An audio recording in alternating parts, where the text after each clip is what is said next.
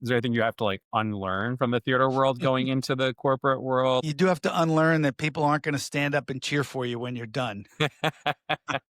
My wife used to tease me about this because I'd come home and say, "I love my job. I love what I'm doing. It's just so much fun." And she goes, "Yeah, sure. It's fun when people stand up and cheer for you clap for you at the end of the day." And you're Yeah. right. When you do a good job in the classroom, people respond that way too, but it's not quite the same thing. Not quite the same.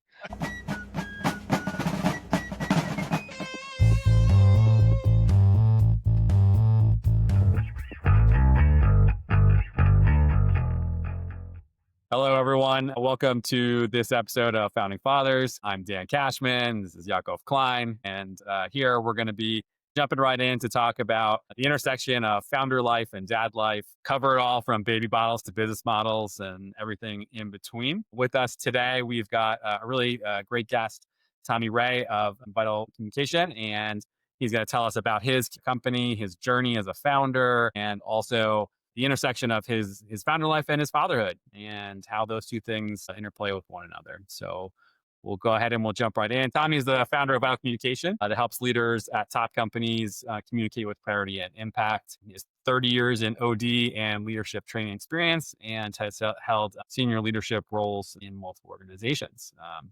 He also has his own book that he's written called The Power of Presentation, a vital guide to delivering compelling business presentations. So we'll put a link in here somewhere.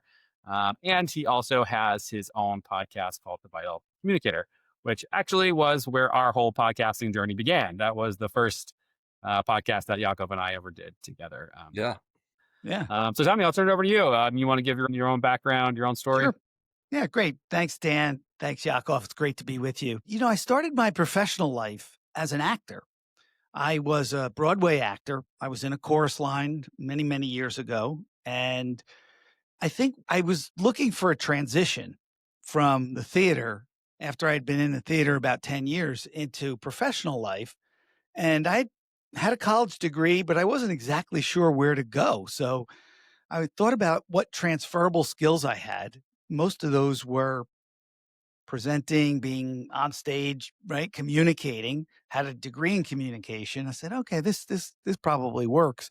So I got a job in a training organization, providing training and doing public speaking, some promotion and things like that.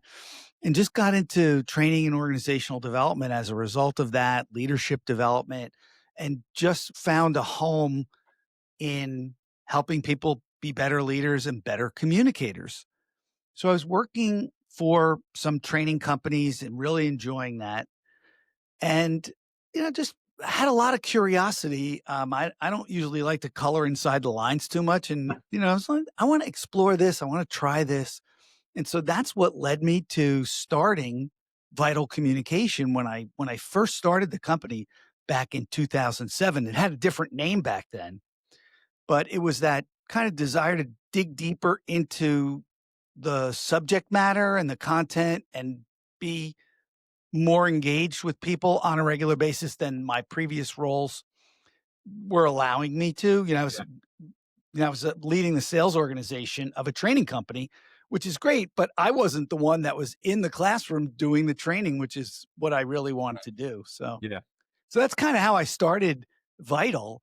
And during the years since then, it's really been kind of figuring things out, staying close to the content, staying close to the people that I interact with, which are mostly folks that are talent development leaders, L&D Mhm. leaders, and I love interacting with them. So that's kind of how we got to where we are today.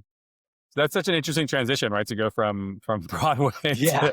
to the corporate world. Yeah. So when you were on Broadway, right? Yeah. Because obviously I can see the shift, right? That makes sense, right? Like Right. who's better at public speaking than somebody who's like Right. literally up on stage, right?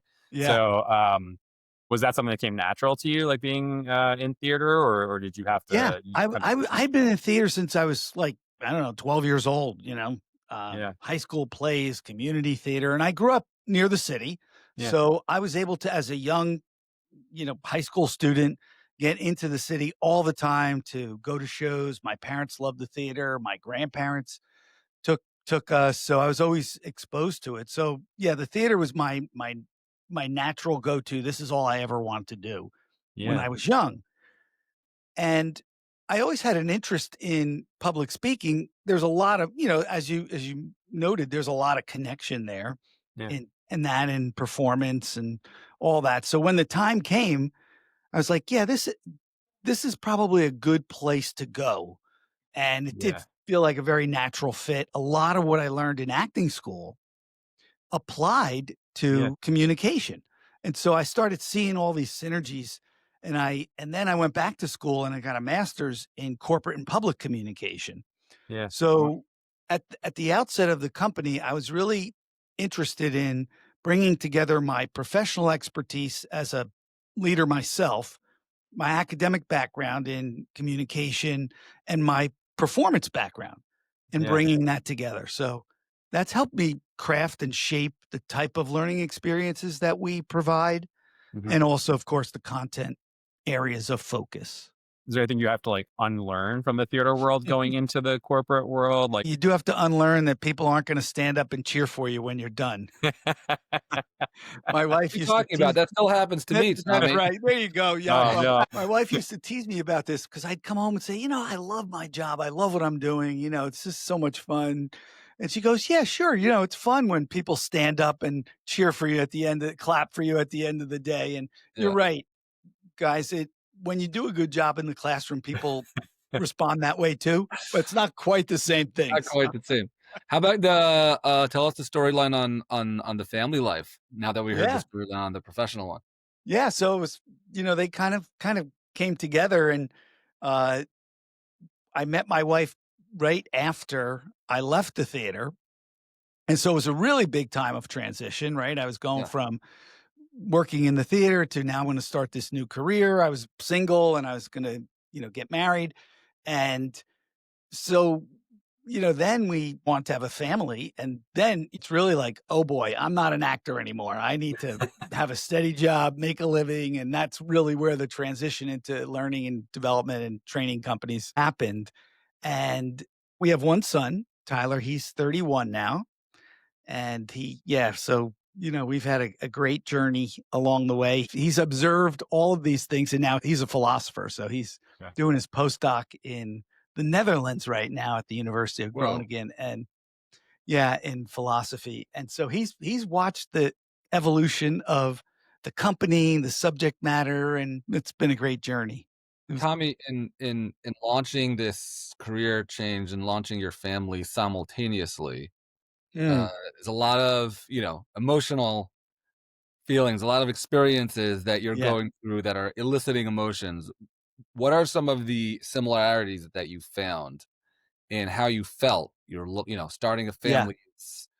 What does that feel like to you? Starting the business, what does that feel like to you? Similar, different? Did they play with each other at the time? Right. Yeah. There was a lot of moments of I don't know what I'm supposed to be doing here. Yeah. I've never done either of these things. And Right. so that there was a lot of there was kind of intense time, right? Just kind of figuring that out and going through that. But when that happens, and you guys know as entrepreneurs and founders and dads, you figure it out, Yeah. right? You figure it out. When Hmm. it was all going together like that, there was definitely a lot of, "Uh-oh, I've gotta figure this out." But then you'd figure something out in your personal life that worked as a parent, and in some strange way, that kind of fuels you for your business too. Like, "Okay, I had a little success here. Maybe I Right. can translate that." I think similarly, I heard this great line. I forgot who it's from. Someone was giving a commencement address or a speech somewhere about what skill his father ingrained in him. And there's a lot of different skills, I guess, you can Yeah. think that someone would say, but he said it was the skill of hard work. In that no matter what direction you pointed in, you pointed at professional, you pointed at Yeah. personal, you pointed at sales or marketing or the actual service that Yeah.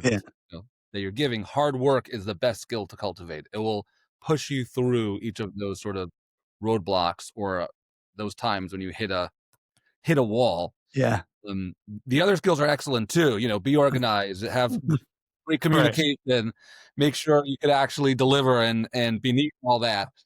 Yeah, and I tease Tyler about this. We talk about it now, and he's, in the phase of his life where he's really looking at his career, what he's going to do after he finishes his postdoc and so on. And I say, the hardest job I ever had was being a dad, but it's my Mm. favorite job. Yeah. You know, it's hard work, but it's the most rewarding. You have to move things around and make time. You've got to be really disciplined about that and say, I've got to adjust my world and my time. As all dads, I think, no, you've got to adjust. Like, it's not about me anymore, not Yeah. about me and my wife anymore. And you have Yeah. to really expand your mindset Yeah. about That must have priorities. really sort of contended with the theater kid in you. That Yeah. it's not about me Yeah. anymore. That's right. You're absolutely right. That's a great observation, Yakov, because there's a part of being a successful performer that Mhm. is like a lot of focus on yourself, right? Care of yourself. Think about it from a practical perspective, not even a psychological perspective. You Right. got to take care. You really have to take care of your body. There are days you don't talk because you don't want to strain your voice. Mhm. You have to make sure you get to all of your training and your lessons.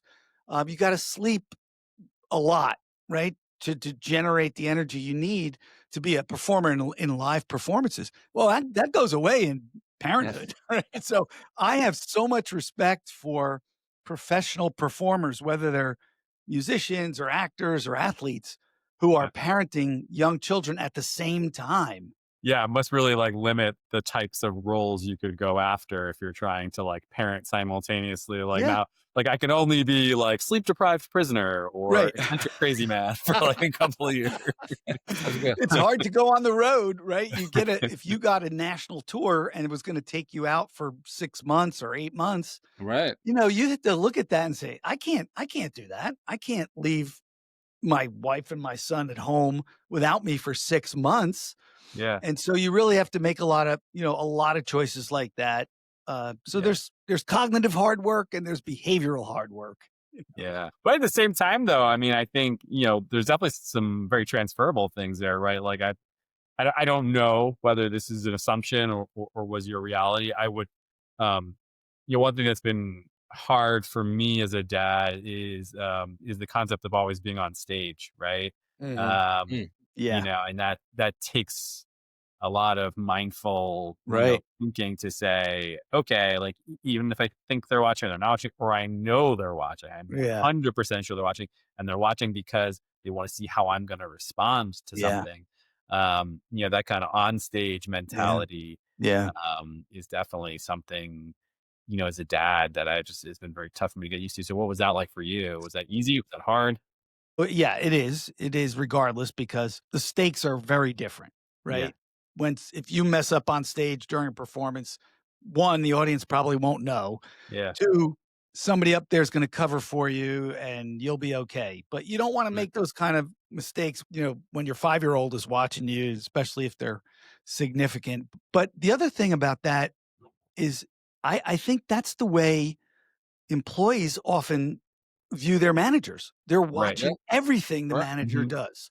And so there's a lot of connection there. And Yeah. I know in our workshops, we talk about that, how as leaders, especially first time leaders, people who are Mhm. emerging and managing people for the first time, they underestimate the amount of focus that employees put on them Yeah. and their behavior. So yeah, we cover that a lot. Tommy, in your experience, what do you think is the thing, either the one thing or the few things that are sort of surprising that employees are focusing on from a leadership standpoint?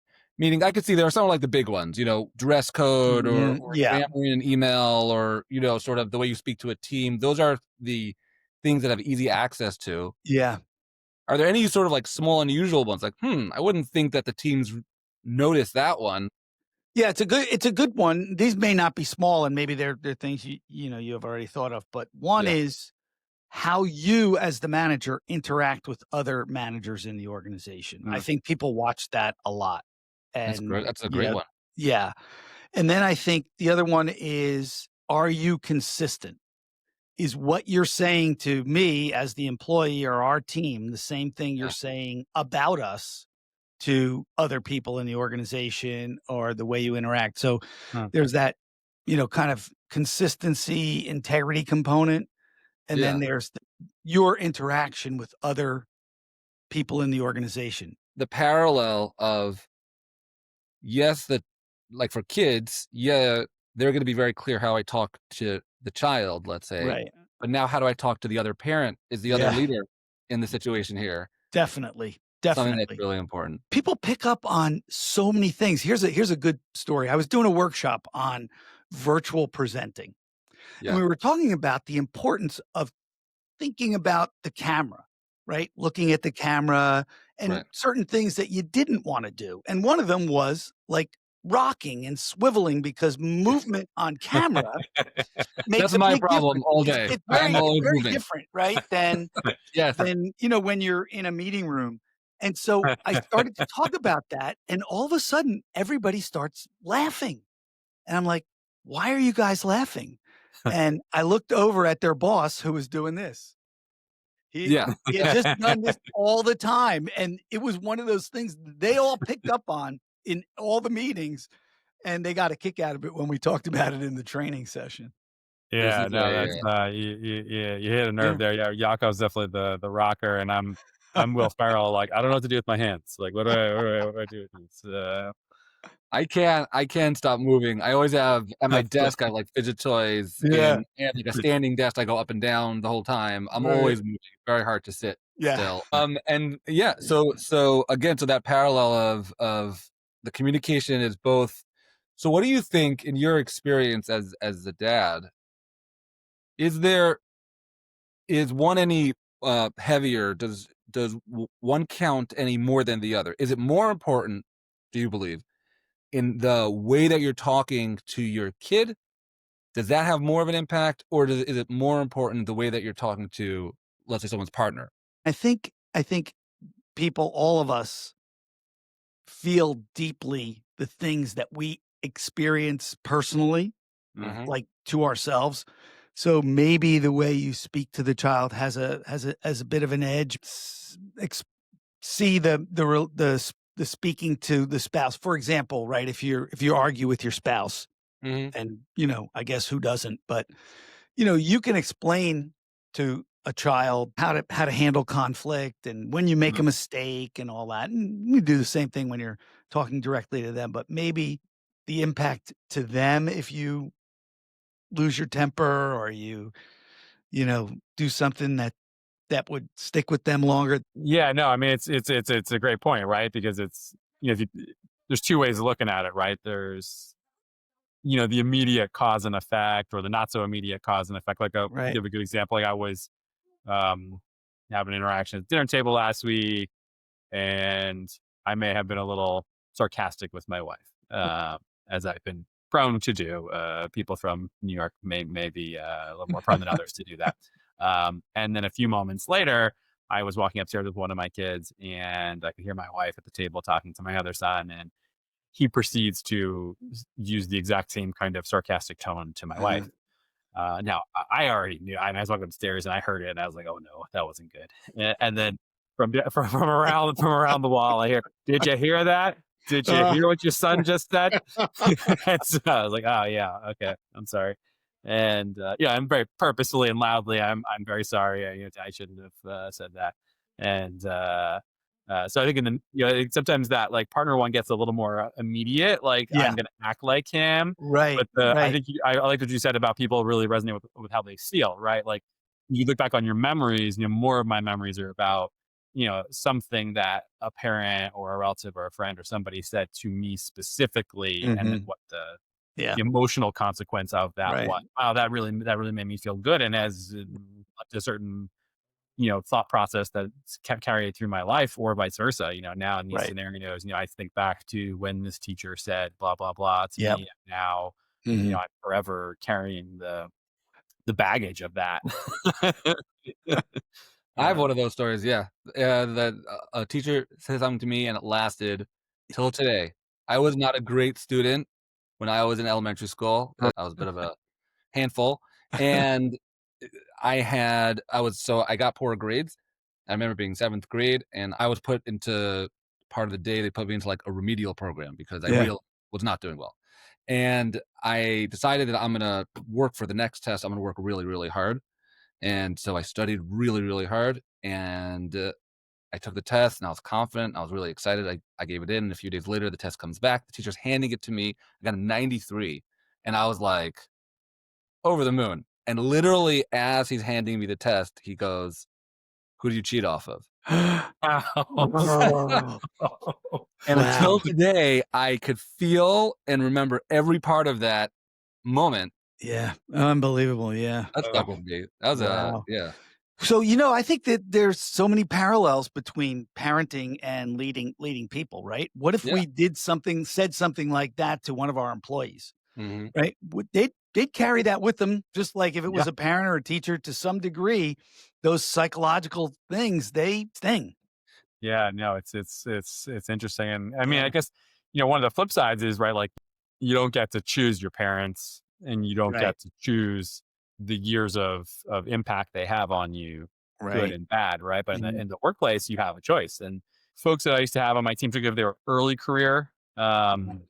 that used to be one of my favorite things to do with them was I would give them an activity, and I would say, okay, I want you to be very observant, very mindful of the other leaders in this room that you're going to be in with, over the next, week, month, however long Mhm. we're going to be there. Um, and I want you to write them all down. This VP, this VP, this VP, this VP. And during our one-to-ones, I want you to tell me specifically what is something that each of them does that you will add to your leadership practice when you have the chance, Mhm. right? Like they do this, like they write great emails, they really thank people, they do whatever. And what's one thing that they do that you're not going to do? That you say like Yeah. this person just cuts people off, or they steal the credit, or they cut them down and they don't realize it. And you have that ability. You can. And sure, it's true of parents too. Sure. You can make a point at some point to say like, "Hey, I'm not going to be like my dad." But a certain amount of that is just kind of Yeah. baked in. Yeah. I'm gonna ask these questions to your kids, Dan, You about should, yeah, yeah, absolutely, yeah, their That's a yeah, great their take. activity, though. I like that activity, though. I think that's really a great reflection activity for people to work on and yeah. incorporate their own, just from a learning, practice. It's great to have people reflecting on their own experience. One of the things I love about your company, Tommy, is the simplicity of the way you frame some of the work you guys do. Like Mm, the three manager conversations, the power right. conversation. Like it's Yeah. clean, Mhm. it's simple. Yeah. Um, what I'd love to hear more about that, just how Sure. you came to that. 'Cause I think that's something people overthink a lot. And then one thing in particular I do want to drill on, particularly for anybody who's watching who's a founder, Mm, is this concept of the three manager conversations. yeah. What is Yeah. that? Like if I'm a founder, what should I be doing? So the three manager conversations is really about three conversations that managers have all the time.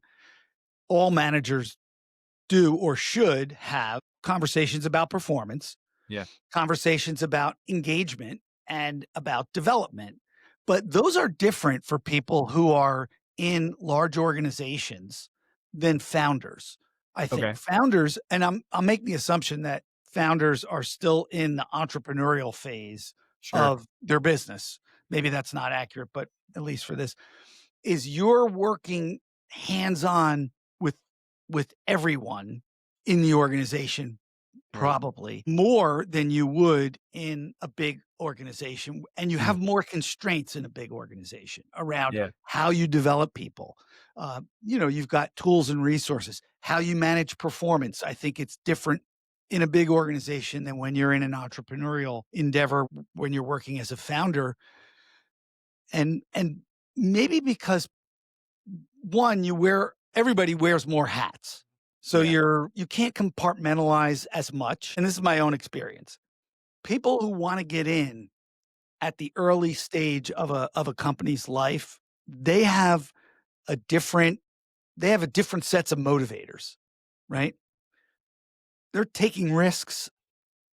They're You've got to take all that into consideration in those development conversations, in the engagement conversations.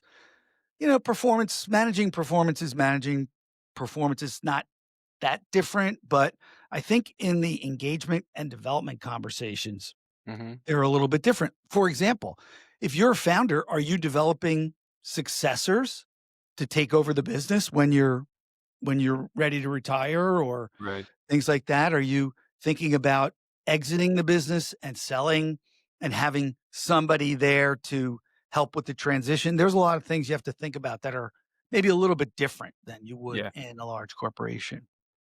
If you were designing a training program for dads Mm. and you had to come up with the 3 father conversations, what would they be? I would say the first one is about integrity and how important that will be in your life going Yeah, forward. So let's talk about what that means, right? Where will that happen? Where will that be challenged as you grow up? And so that's probably number one. Um, I'd say number two is discipline and hard work. I don't mean discipline in the sense of being disciplined, but right. discipline around your life. That is going to be one of the things that you'll just rely on in almost any situation that you can engage in. And I think the third one's probably, a combination of forgiveness and flexibility and adaptability in your relationships and developing strong relationships with the important people in your life and people on the street, strangers as well, the way you treat people. Yeah. That's awesome. Yeah. How about you, Um, Dan? don't you turn my own question on me. At least I didn't do it this time. Yeah. Yeah, that's a good question. I think the integrity one is a good one. I would definitely steal that as Mm. well. My children are on the earlier side. So I mean, Yeah. conceptually integrity, I don't know, Right. um, how you frame that, but in their current context, it plays out, of course. It's being honest about whether or not I did or didn't do my homework. It's being honest about um, Mm. you know, what actually happened when my brother and I were crying and you didn't see Right. what happened, right? Yeah. That whole, Mhm. what do you say when you know that you might not get in trouble? That's a big way that's played out recently. I don't know whether to be concerned or hopeful. My elder son's been going through a big line of what would happen if type questioning lately that's specifically centered around the police. Mm. Uh, you Okay. know, what, what would happen if Uh-huh. you were going fast and the Mhm. police couldn't catch up to you, or you did a crime and they couldn't catch you, and Uh, then they never caught you, and so to bring this all back to the integrity conversation, that's about you bring it back to you. Well, just because yeah. you might not get caught doesn't mean it's not wrong, Right. what you did. And so kind of right versus wrong in terms of our behavior. And I think that's definitely one of the key ones. Kindness, just being kind no matter what, because if you have a choice, just be kind. Yeah. And that is going to carry you through your whole life. I think Right. that makes sense on the playground, but it also makes sense in business. There's so many people that I find, particularly when you work internal in an organization where they go to war for the sake of going to war, and in the end, what does that yield you, Right. versus just being kind and easy to work with. The value of being easy to work with cannot be overstated in a Yeah. professional environment. Yeah, and then probably some conversation around family. Yeah. If you could go only one way from what you've learned from being a father and apply to your company, what has been that sort of transfer of skills, specifically something that you've gained from fatherhood that you apply as a founder? Yeah. I think, and this is kind of ironic, dialogue and the importance of dialogue. We, and I attribute this to my wife, we talked through everything when Tyler was at home and young. We figured out ways to talk about things, and he's so good at that now. And that has helped me get better at it. Yeah. And it's the quintessential aspect of our business too. But Yeah. I'm always learning, and I learned a lot through that experience of being a dad of a youngster growing up, and still today learning from our interactions, our dialogue together now. That's such a great answer. And sometimes it's harder to have that dialogue at home than it is to have it in the business world. Yeah. Because people are so scared of conversation and dialogue. Mhm. The fact that I open up a dialogue about a topic suddenly makes it as if there's another way to see this or another decision to go other than the one that I want. And I feel like just the exercise and process of just talking things through, Mm. even if they don't end up where you are or where you Right. would like to be, let's say, or what you desire, that in itself is tremendous. I think that dialogue from a family standpoint, I think is such an important thing. We have this with us.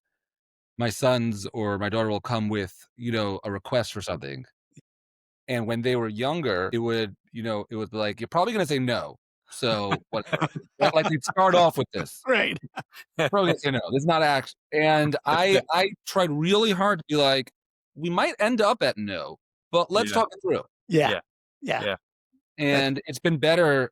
And I mean, not that it was bad, but I prefer the process of bring me everything and let's talk it through, and just don't assume no, because I feel like, all the cliches of it, the answer is no to all the questions you don't ask, and you miss all the shots you don't take, and all that sort of Right. stuff. Right. Starts very early. I'm not even going to try this. Mhm. I'm not even going to ask it. I'm not even Yeah. going to. So it was a good habit that I've tried to get them into. Yeah. Yeah. That's great. It's like the old Google interview questions, when they would say like, "Oh, how many gumballs fit in a 747?" And people would say, "I don't know. What's the answer to that? How am I supposed to know that?" And then the truth was they didn't care. They just wanted to see, they wanted to hear you and explain how you got to the answer, because Right. it helped them to understand like your thought process and your thinking, your problem solving. I think with kids, it's and employees too, because the relationship is the same. People turn to you because your kid turns to you because daddy knows everything. Your employee turns to you because you're the boss. But the reality is, yesterday before this child came home from the hospital, I was not a father, and Mhm. yesterday before I got promoted, I was not the boss. So they didn't hand you all the answers, and so I love that, Yaakov. Yeah. There's that dialogue, and to bring it back to Tommy's point of the the dialogue, the talking it through, Mhm. the value there, both as a leader and as a dad, pays dividends on like, well, when dad's not around, when the boss is not around, how would they have attacked this? Well, this is how I know they would have attacked it, because they think like Yeah. this. On that note, there's a great quote from, I believe it's Fierce Conversations. The conversation is the relationship, Mm, right? So that's if we great. want to have healthy relationships with people, we have to have healthy conversations with them. One question I was asking everybody, Tommy, is what was the best advice you ever got about starting your own company? Pick yourself up, brush yourself off, and start all over again. Yeah. Yeah, I've made a ton of mistakes, yeah, but I try to stay positive and optimistic, learn from mistakes, say, okay, that didn't go so well. What should I do this time? Or here's another way of trying something. yeah. Love it. And what about from a fatherhood perspective? What's the best advice somebody ever gave you when you were Yeah. starting out your journey as a dad? Yeah. The best advice anybody ever gave me on this is that love is spelt Time. I don't know. Somebody gave it to me or I read it I love that. somewhere, but that has played out time and time again. Yeah. No pun intended.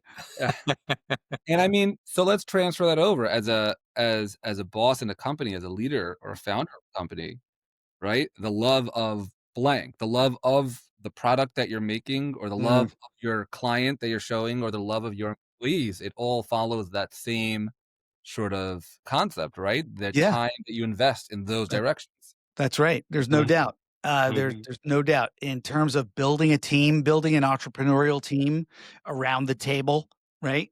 Is that is time, that is being present, for Mhm. people. You, as founders, you Yeah. guys know, right? You have so many things to think about. Where are we going to get our next opportunities from? Yeah. Are we in the right market space? Who are the clients that, need more of our attention? You've got a million things going on, but you've got to sit around the table with the people on your team Hmm. and be present Mhm. for them. You Yeah. can't be off thinking about all these other things because they have ideas, they have needs, they've Yeah. got contribution to make, and you don't want to cut that off. Yeah. Sure. Gary Vaynerchuk, he had a post about that recently too. And it was all about, all these influencers, all you see now is like how to 10 ways to leverage AI to Yeah. build systems for your business and automate this and build a system for that. And he said, oh, he said my number one suggestion right now for founders is going to be sacrilege based upon what people are saying now. He says it's Yeah. because of how inefficient it is. And he said, and it's spending quality time with your team Yeah. and making sure that your one-to-ones are holy and you're making it to the Yeah. birthday parties and the anniversaries and because that time is so well spent. Yeah.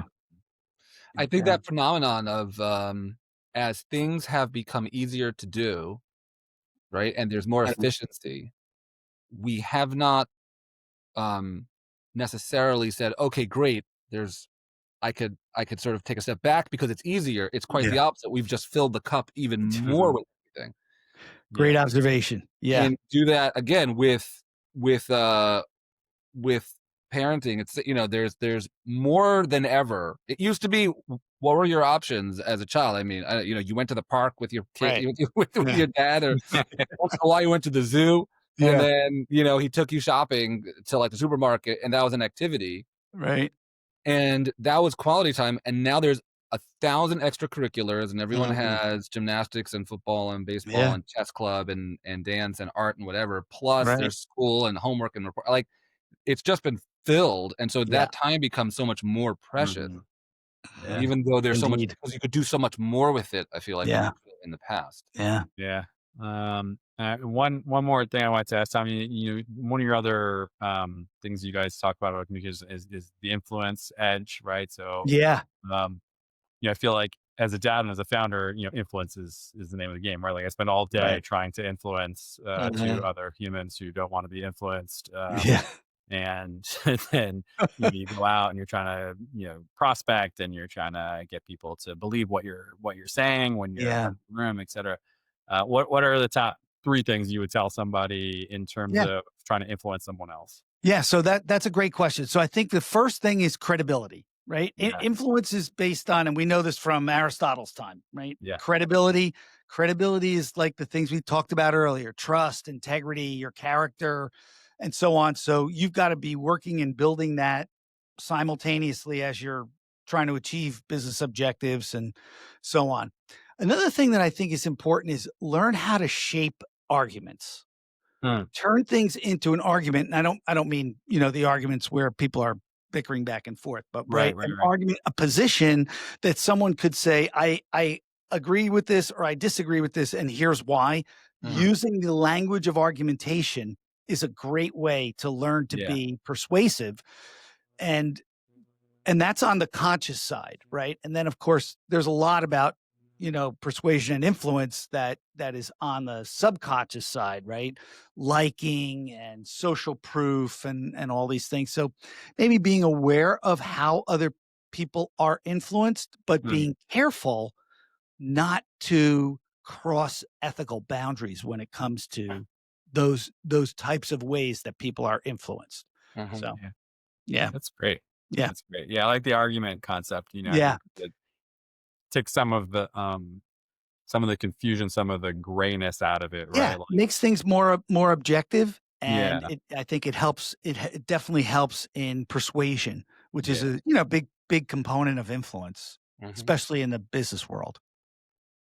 Well, So Tommy, I want to thank you for Thanks your so much, time. This Tommy. has been amazing. This is, great. another great conversation, and I thank you so much for that. Yeah, likewise. Love being with you guys. I wish you good luck with the business, of course, and the podcast. It's a great idea, and I want to tune in and hear more of what other dads are thinking. And yeah, Sure. and founders Yeah. as well. All right. Well, Great. again, thank you, Tommy. Yeah. And we'll make sure Anytime. to put a link to Vital Communication here below so folks can check you out.